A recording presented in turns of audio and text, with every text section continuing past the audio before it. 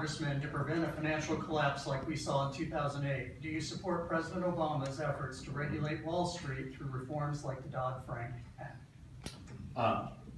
This question is pretty special to me. My background is in financial services. I carry currently about 7 securities licenses.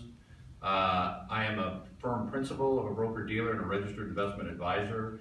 I'm also on a subcommittee of the National Futures Association in Chicago. We dealt with farmers trying to hedge their crops.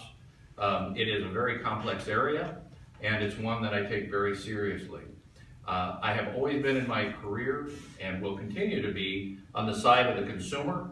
And that's why I think not only the Dodd-Frank Act was something that is absolutely in need of support of what job I will have in Congress, but it created a situation where it will prevent, hopefully, many of the things that happened to us in 2007 and 2008 with different regulatory oversight of banking, of investment banking, including the Consumer Protection Bureau, which my friends on the other side are continually trying to undercut.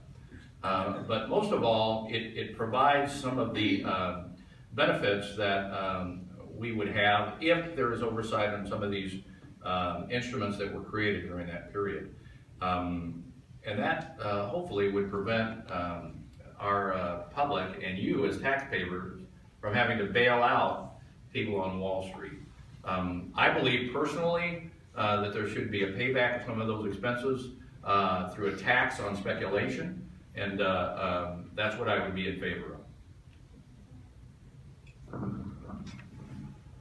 What will you do as a congressman to prevent a financial collapse like we saw in 2008? Do you support President Obama's efforts to regulate Wall Street through reforms like the Dodd-Frank Act? And I'm going to stand and just talk to you. You'll be able to hear my voice, but the reality is some folks are doing like this to see me.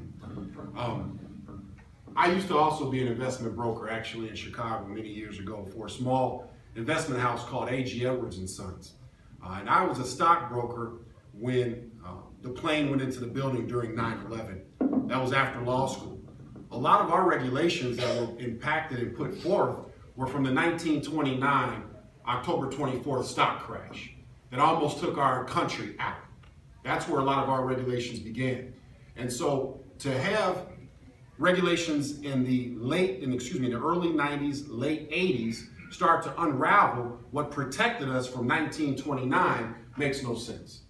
The reality is we have to protect ourselves from some of these very large corporations that their only bottom line interest is making the dollar. And so whether or not an investment vehicle makes sense for you, it's almost criminal the fact that we've had many corporations that have been run into the ground where people have lost their entire pensions and everything that they have built over the years, but yet the CEOs don't go to prison and the person's left with no money. I can tell you, having worked in the stock market on 9/11 in the late 90s, okay, the impact that families, they were whiplashed, they were cut in half. They would have saved up $900,000, and I was talking to people that only had $75,000 left. So when I'm in Congress, if I'm so fortunate to represent your interests, that's not a thought that has left my mind. I remember talking to those people every single day, and I believe that we need to be protected from those same instances moving forward. Can I respond? Yes. I just want to make one quick comment. The fiduciary rule was mentioned up here. The fiduciary rule was implemented to protect consumers, and it's a very, very good thing. Basically, the difference between what it was and what it is as brokers, individually licensed as securities people, you were not necessarily required to have the best interest of the client in mind. You were just doing a transaction. Under a fiduciary rule, you always have to have the best interest of the client in mind. I will tell you, many people in the industry, and I would include people that worked with me and all my employees, consider ourselves, even without the regulation, to be fiduciaries, because that's the way it should be. And there are honorable people in the securities industry, and politics, by the way. Anyone else wish to respond?